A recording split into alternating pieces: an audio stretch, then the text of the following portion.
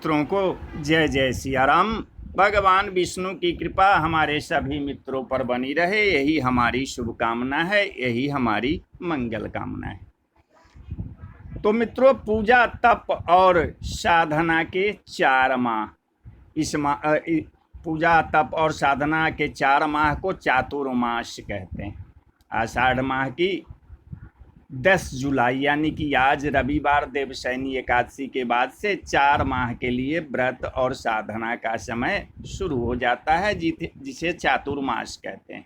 सावन, भादो, आश्विन और कार्तिक, इन 4 माह में कोई भी शुभ और मांगलिक कार्य नहीं करते हैं। इस अवधि के दौरान संत लोग यात्रा रोककर एक ही स्थान पर रहकर व्रत, ध्यान और तप करते हैं, क्योंकि यह 4 माह मांगलिक कार्यों के लिए नहीं बल्कि तप, साधना और पूजा के लिए होते हैं। इस माह में की गई पूजा, तप या साधना जल्द ही फलीभूत होती है। आषाढ़ माह की 10 जुलाई रविवार देवशयनी एकादशी के बाद से 4 माह के लिए व्रत और साधना का समय प्रारंभ हो जाता है, जिसे चातुर्मास कहते हैं। 4 माह के लिए देव यानी कि श्री हरि विष्णु योग निद्रा में चले जाते हैं, इसलिए सभी तरह के मांगलिक और शुभ कार्य बंद हो जाते हैं, क्योंकि हर मांगलिक और शुभ कार्य में श्री हरि विष्णु सहित सभी देवताओं का आह्वान किया जाता है। सूर्य और चंद्र का तेज हो जाता है कम। देवशयनी एकादशी के बाद 4 महीने तक सूर्य, चंद्रमा और प्रकृति का तेजस तत्व कम हो जाता है। शुभ शक्तियों के कमजोर होने पर किए गए कार्यों के परिणाम भी शुभ नहीं होते, इसलिए मांगलिक कार्य बंद हो जाते हैं। इस अवधि में यात्राएं रोककर संत समाज एक ही स्थान पर रहकर व्रत, ध्यान और तप करते हैं, क्योंकि यह 4 माह मांगलिक कार्यों के लिए नहीं बल्कि तप, साधना और पूजा के लिए होते हैं।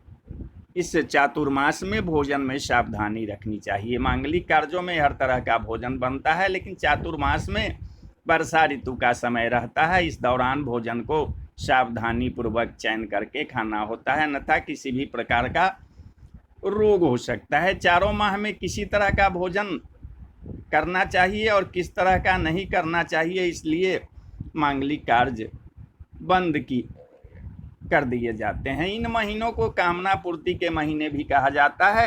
इस महीने में जो कामना की जाती है उसकी पूर्ति हो जाती है, क्योंकि इस माह में प्रकृति खुली होती है।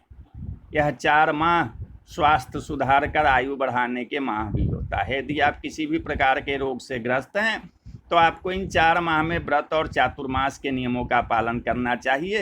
इन 4 माह में बाल, दाढ़ी और नाखून नहीं काटते हैं, इसलिए इस माह में मांगलिक कार्यों को करने का कोई अर्थ नहीं होता।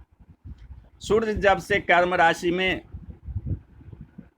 भ्रमण करने लगता है कर्क राशि में, तो उसके बाद 6 माह वह दक्षिणायन रहता है। दक्षिणायन को पितरों का समय और उत्तरायण को देवताओं का समय माना जाता है, इसलिए दक्षिणायन समय में किसी भी प्रकार का मांगलिक कार्य नहीं किया जाता। इन 4 माह में विवाह, मुंडन, गृह प्रवेश, जात कर्म, संस्कार आदि कार्य नहीं किए जाते, क्योंकि चातुर्मास को नकारात्मक शक्तियों को सक्रिय रहने का भी मास कहा जाता है। चातुर्मास में श्री हरि विष्णु 4 माह के लिए पाताल लोक में राजा बलि के यहाँ शयन करने चले जाते हैं और उनकी जगह भगवान शिव ही सृष्टि का संचालन करते हैं, और तब इस दौरान शिव जी के गण भी सक्रिय हो जाते हैं। ऐसे में यह शिव पूजा, तप और साधना का होता है, मांगलिक कार्यों का नहीं। हिंदू व्रत और त्यौहार का संबंध मौसम से भी रहता है। अच्छे मौसम में मांगलिक कार्य और कठिन मौसम में व्रत रखे जाते हैं। चातुर्मास में वर्षा, शिशिर और शीत ऋतुओं का चक्र रहता है, जो कि शीत प्रकोप पैदा करता है, इसलिए सभी तरह के मांगलिक कार्य या शुभ काम नहीं किए जाते हैं। जय श्री हरि।